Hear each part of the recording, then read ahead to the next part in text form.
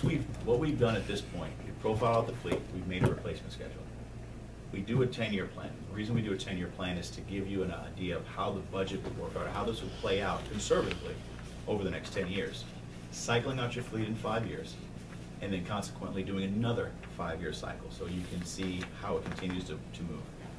If you look at the fleet planning analysis at the bottom of the second page, and you look at the current line, we identified that right now, within those 59 vehicles, you're keeping your vehicles for about 14 years. That's your cycle.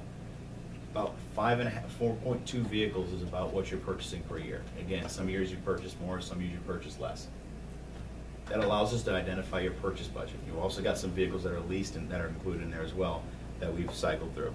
Your maintenance costs are based on the numbers that we received, along with we compared them to the vehicle types, the age, the mileage, and we're able to make sure that we were pretty close to your maintenance costs. Your fuel costs, based on your fuel expense, taking your miles per gallon of your average fleet, and then what we did in the mileage as well. So that's going to adjust year over year.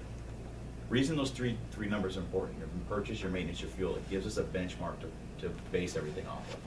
And so for these 59 vehicles, it's running about $263,000 per year on average. You're going to have your adjustments between fuel and purchase, but about $263,000 to run these vehicles over every year.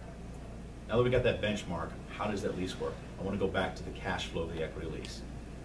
Right now, on average, you're getting about 4.2 vehicles per year.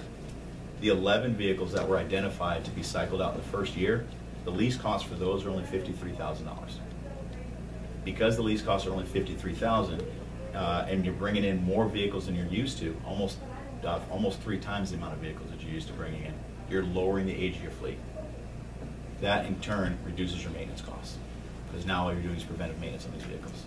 That also reduces your fuel costs, because now you're bringing in more vehicles with better fuel efficiency. So overall, in that first year, conservatively, with the numbers we put together, you're going to, and compared to what your current costs are, there's a $60,000 savings just in that first year.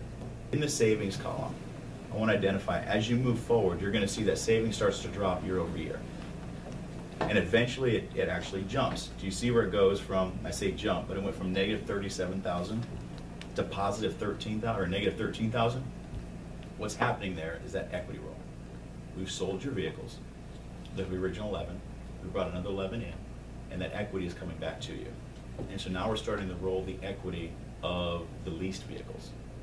So overall, just comparing your 14-year cycle of what you're keeping your vehicles now and dropping it down to a 5-year cycle, when we look at everything, you're still positive cash flow by $22,000, but essentially it's a break even. It is a break even, doesn't cost you any more to go from a 14-year cycle to a 5-year cycle.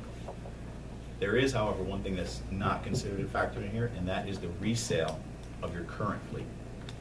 Because in this model, we've cycled out your entire fleet over 5 years. We took a 5-year period to do it. We didn't do all 59 vehicles at once. But those 59 vehicles do have a resale value to them. And if you flip to the next page, this is where it all comes into play. And this is where cash flow really works into your favor.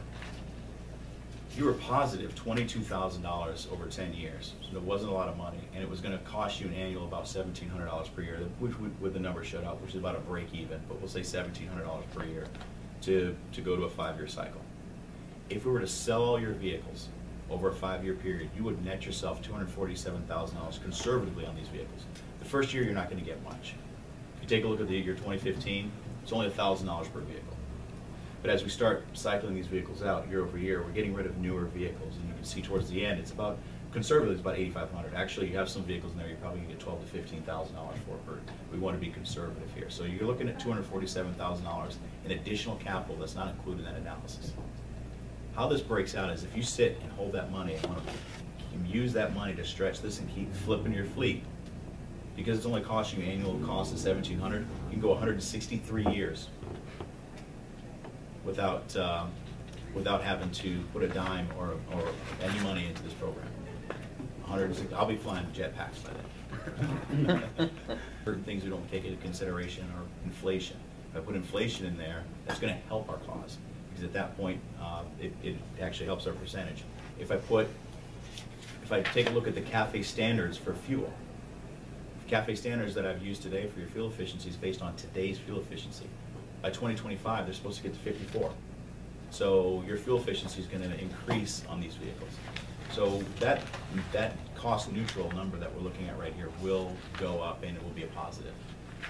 But I'd rather come in today and say it's going to be cost neutral, and you save 10%, than come in and say you're going to save 15 and save 10. If for every dollar we make or dollar that we save within the life cycle of a vehicle, that's $1.6 million in our pocket. So when we're looking at the fleet and the vehicles within Lebanon County, we're looking at the vehicle. We wanted to make sure that we're taking the same tools that we use for our vehicles, our fleet, and apply them to you. That's where our recommendations come from today.